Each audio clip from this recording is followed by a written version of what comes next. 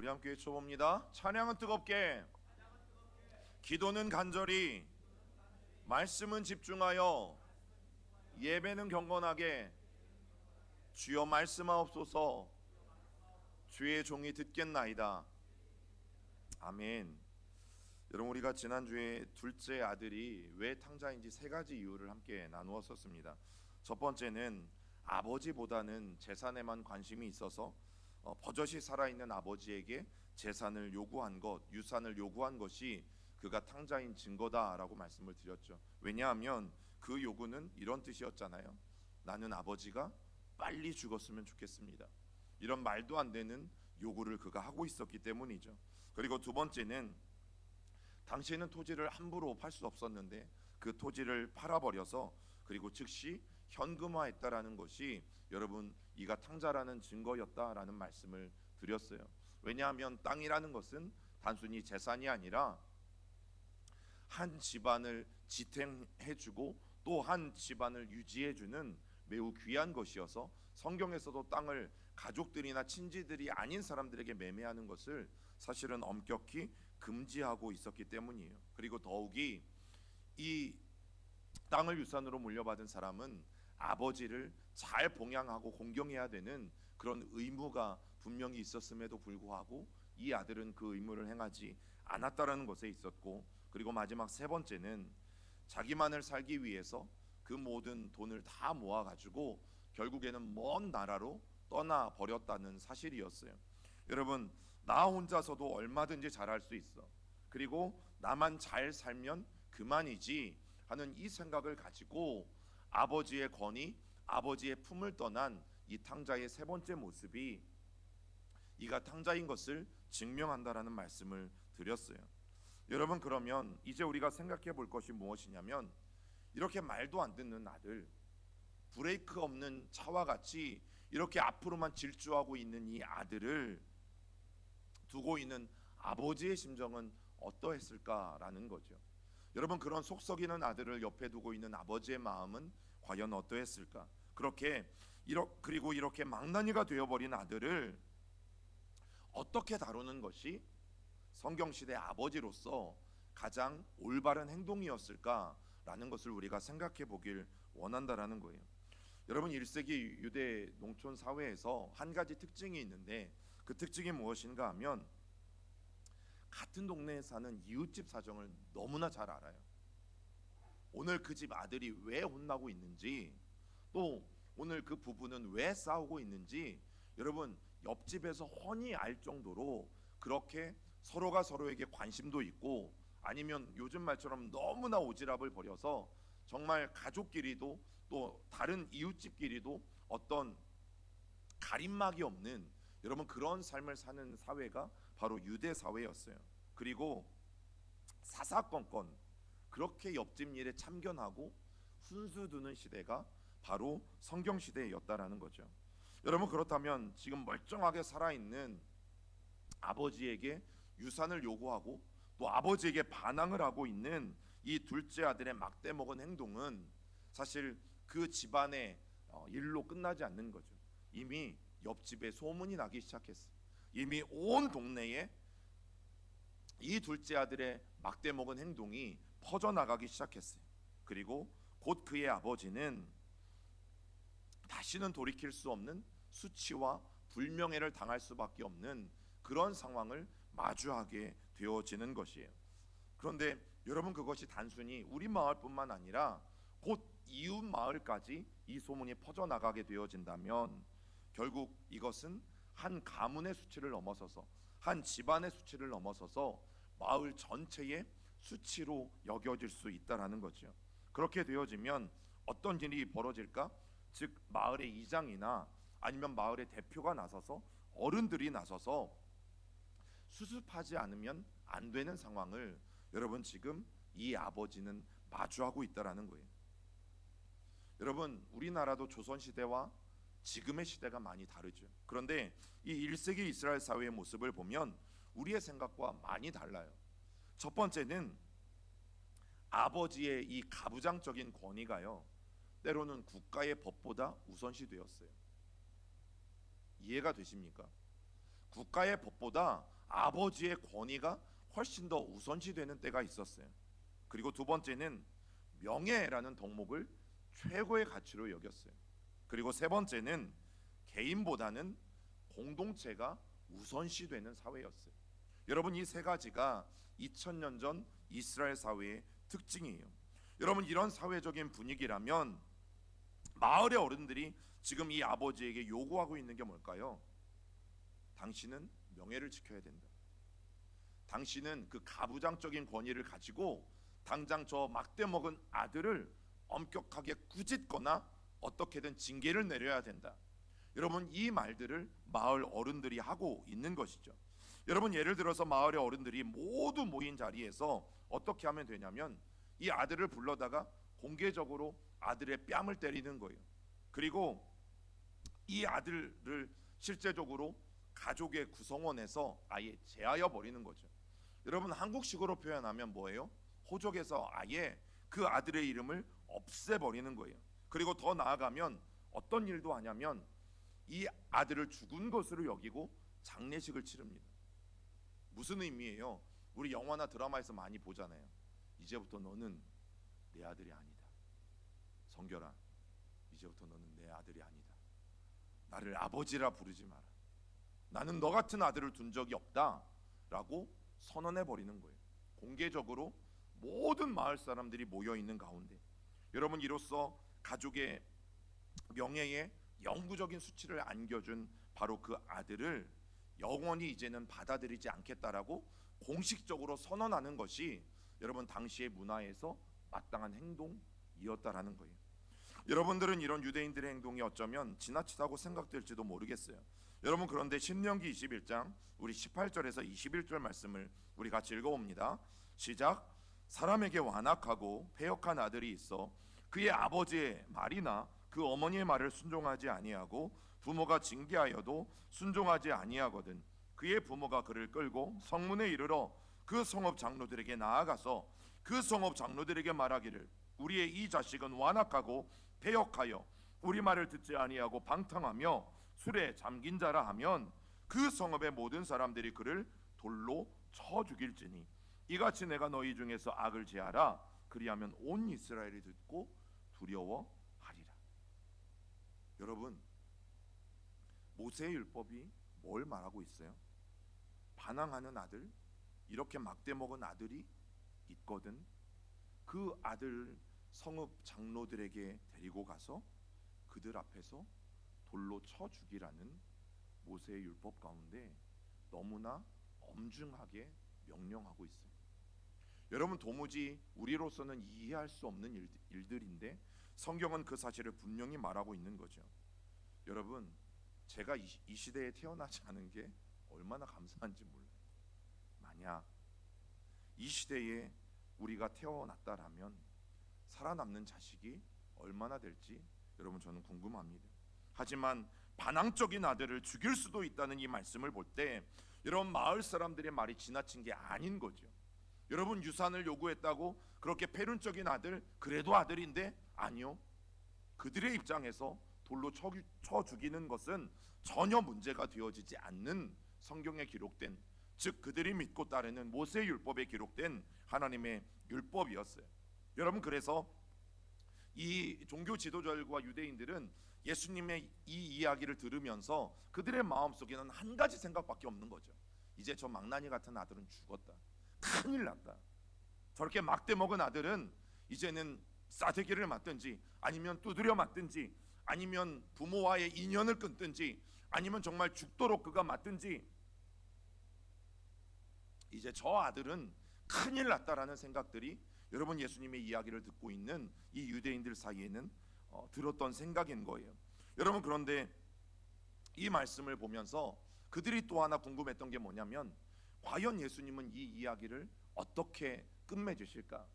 이렇게 막대 먹은 아들이 돌로 맞아 죽던지 아니면 가족과의 인연을 끊던지 마땅히 징계를 받아야 되는 것이 명백한 사실인데 이 예수라는 랍비는 이 아들을 어떻게 할 것인가가 여러분 그들의 주된 관심사였다라는 사실이에요. 여러분, 탕자가 재산을 달라고 요구한 것도 충격인데요. 오늘 이 예수가 들려주는 아버지의 행동은 사실은 더 충격적이라는 사실이에요. 여러분, 이미 말씀드린 것처럼 선택의 여지는 없어요. 당시 유대인의 아버지라면 마땅히 혼내든지 징계하든지 내쫓든지 호적에서 파든지 엄중하게 그 아들을 꾸짖거나 혼내면 되는 것이에요. 그런데 오늘 예수님이 말하는 이 아버지는 너무나 충격을 받아서 그런지 몰라도 망나니 같은 아들보다 훨씬 더 황당하고 믿기 어려운 선택을 합니다. 여러분, 그 말씀이 누가복음 15장 12절 말씀이에요. 우리 같이 읽어봅니다. 그 둘째가 아버지에게 말하되 아버지여 재산 중에서 내게 돌아올 분깃을 내게 주소서 하는지라. 아버지가 그 살림을 각각 나누어 주었더니. 여러분, 이 성경의 아버지는 어떡합니까? 그토록 막대 먹은 둘째 아들에게 요구대로 들어주었어요. 요구대로 땅을 팔아서 살림을 나누어 주었어요. 여러분, 망나니 같은 아들의 요청을 순순히 들어준 거죠. 여러분, 이 상황이 왜 기가 막힙니까? 이 아버지는 이 자식에 대해서 자기가 아버지로서의 권위를 가지고 뭐든지 할 수 있었어요. 아버지가 할 수 있는 모든 방법을 동원해서 엄중하게 이 아들의 잘못을 나무랄 수 있었어요. 여러분, 그냥 단순한 문제가 아니라 아버지가 보여준 이 행동은 그 당시 사회에서 없었던 일이에요. 여러분, 유대 사회의 모든 아버지들은 이런 아들이 나타나면 마땅히 혼을 내주거나 마땅히 호적에서 파버리는 일들이 너무나 당연한 일인데, 그래서 자기의 명예, 아버지의 명예를 지키고 고수하는 것이 가장 중요한 일인데, 오늘 이 아버지의 행동은 오히려 수치를 당하고 불명예스러운 행동을 여러분, 이 아버지는 하고 있는 것이에요. 여러분, 사람이 제일 감당하기 힘든 게 뭔지 아세요? 이 수치와 부끄러움이. 여러분, 혹시 막 길 가다가 전봇대 같은 데 부딪혀 본 적이 있으세요? 저도 한 두세 번은 있었던 것 같아요. 전봇대는 아니더라도 앞에 있는 뭔가에, 그리고 길 가다가 멀쩡한 길에서 여러분 넘어져 본 적 있으세요? 저도 한두 번은 있어요. 근데 그때 여러분 뭐 하세요? 내가 어디가 다쳤나 보세요? 제일 먼저 우리가 뭐 하는 줄 아세요? 주변을 봅니다. 왜요? 누가 봤나 안 봤나? 그리고 나서 이제 피가 났으면 상처를 보지, 여러분, 우리는 상처부터 보지 않아요. 그게 인간들 안에 공통적으로 있는 수치와 부끄러움에 대한 마음 때문에 그래요.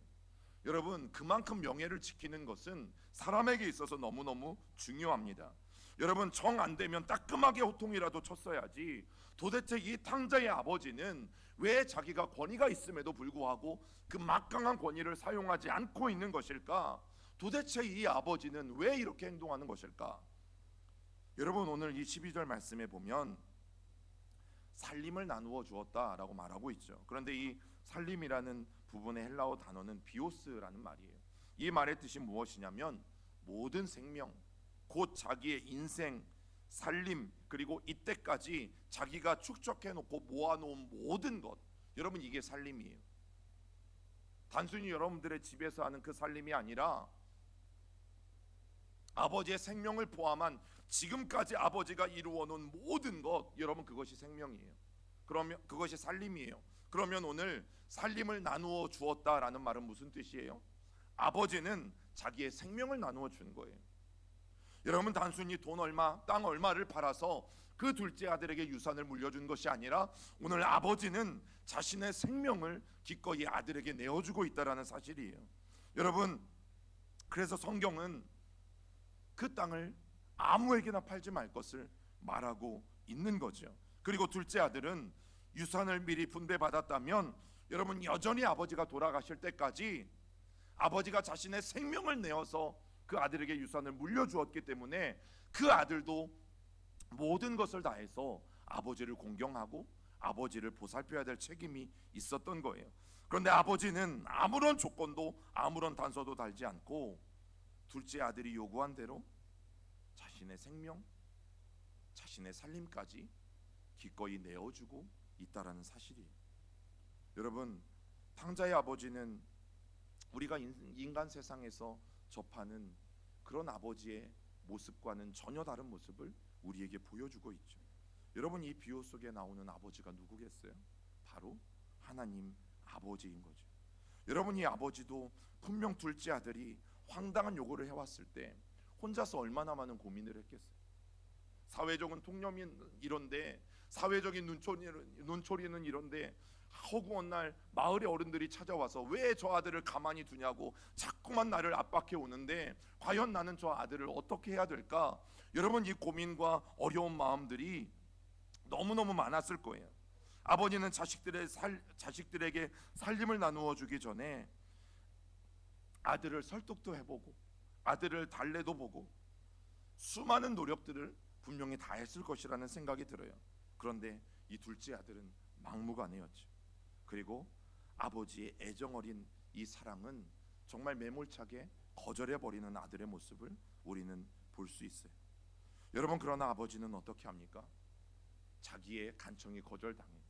여러분, 왜 아버지가 간청을 합니까?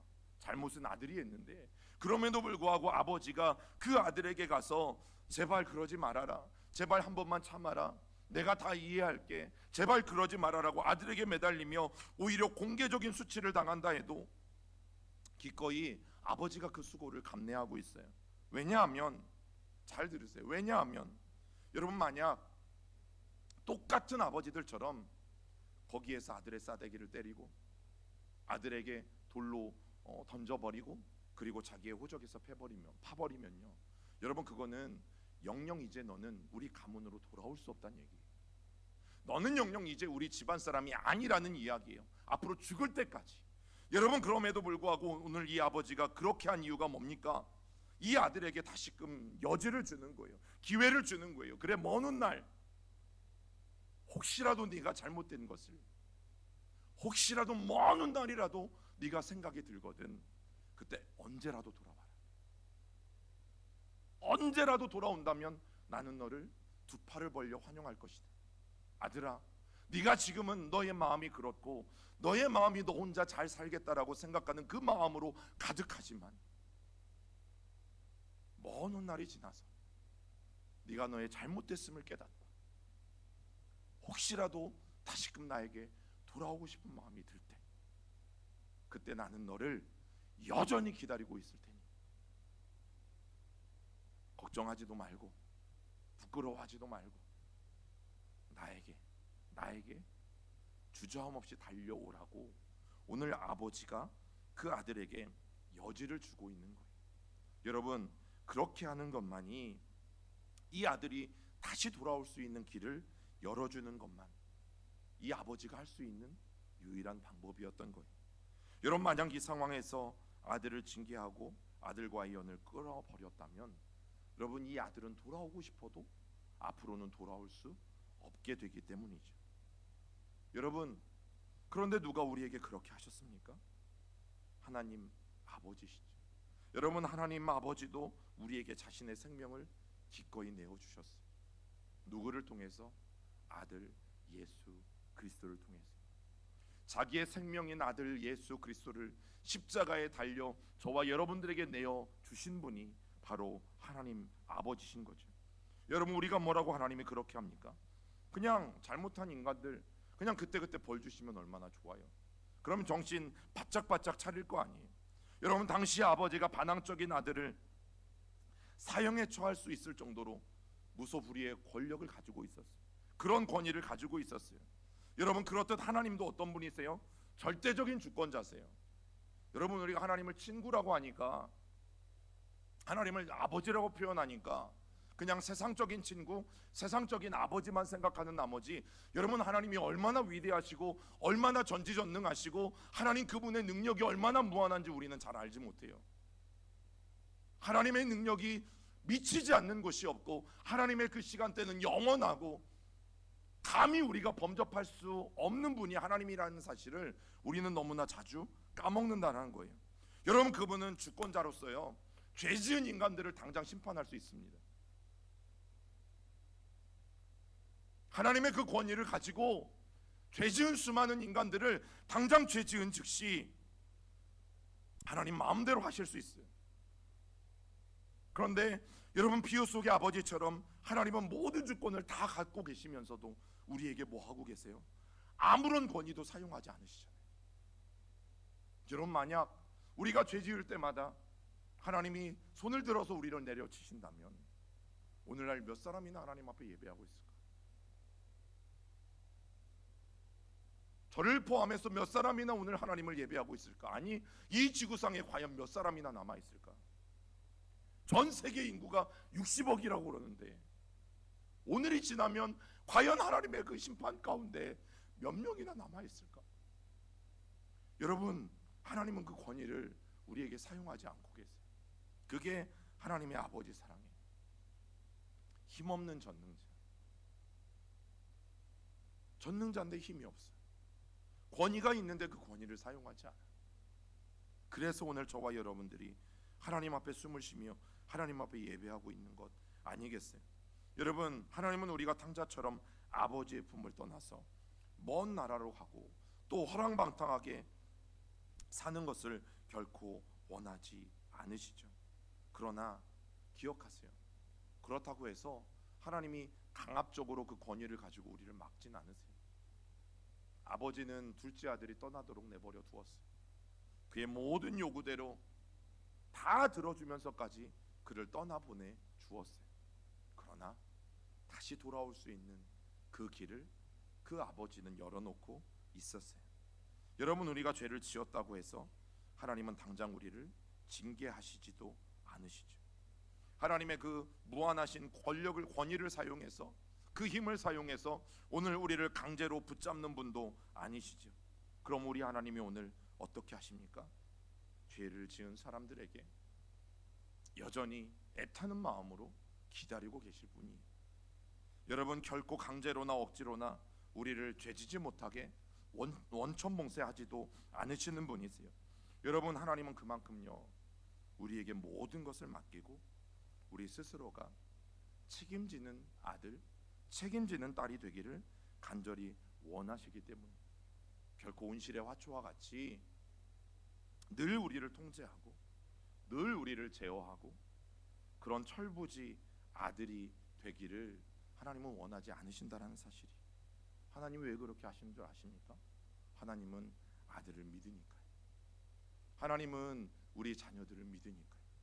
여러분, 하나님이 오늘도 그 무소불위의 권력을 우리에게 사용하지 않으시는 것은 하나님이 오늘 저와 여러분들을 믿으시기 때문이에요.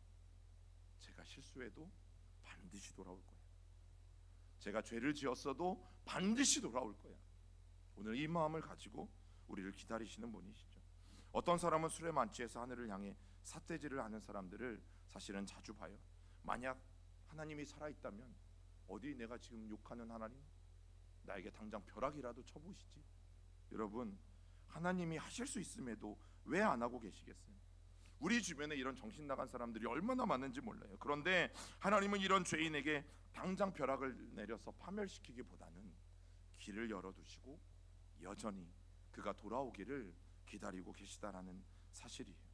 여러분, 하나님은 죄인인 모든 사람들에게 자기 의지대로 살아갈 수 있는 자유를 허락해 주셨어요. 하나님의 뜻에 반항하려는 죄인들의 의도가 아무리 명백해 보여도, 야, 쟤는 분명 죄를 짓고 살아갈 거야, 아무리 분명하게 보여도, 그리고 그것이 하나님의 이름에 감당할 수 없는 수치와 불명예를 안겨준다 할지라도 하나님은 결국 그 죄인들이 회개하고 다시 하나님 앞에 돌아오기를 묵묵히 인내하시는 분이세요. 여러분, 이것이 하나님의 아버지 사랑이에요. 여러분, 이런 하나님의 사랑을 저는 제 머리로 이해할 수가 없어요. 제 상식으로 이해할 수가 없어요. 여러분, 1세기 유대인들처럼요 상상조차 할 수가 없어요. 그런데 이게 하나님의 사랑이에요. 여러분, 우리가 교회 안에서 사랑, 우리가 교회 안에서 하나님 아버지의 사랑 외치는 사랑은요 이런 사랑이에요. 나를 참아주시고 나를 기다려주시고 나를 믿어주시고. 여러분, 이런 하나님의 사랑에 우리가 어찌 감사하지 않을 수 있겠어요? 그래서 오늘도 어떤 죄 가운데 우리가 있을지라도 진심으로 회개하고 돌아오기만 한다면 나를 용서해 주시고 나를 받아주시고 하나님 나를 기억해 주시고, 여러분, 우리는 그저 그 하나님의 사랑에 감사할 뿐이고 또 나를 믿어주시는 그 하나님의 신뢰에 맞게 행동할 뿐이죠. 그래서 혹시 여러분 주변에 내가 어떻게 하나님 앞에 나갈 수 있어? 내가 어떻게 이렇게 부끄러운데, 내가 이렇게 죄 많은 인생인데 하나님 앞에 내가 어떻게 나갈 수 있어? 여러분이 아버지의 사랑의 이야기를 들려주셔야 돼요. 하나님은 길을 열어놓고 계세요. 여전히 길을 열어놓고 계세요. 여러분, 우리가 그 하나님의 사랑이 어떤 것인지를 기억한다면 그런 하나님의 사랑에 맞게, 또 나를 믿어주시는 그 하나님의 신뢰에 맞게 우리가 행동하며 살아가는 것, 여러분, 저는 그것이 이 사순절 기간 동안 저와 여러분들이 마땅히 해야 될 삶이라고 생각되어집니다. 우리 그 하나님을 생각하시면서 여러분 한 주간도 승리하실 수 있길 부탁을 드립니다. 우리 같이 찬양하고 기도하겠습니다.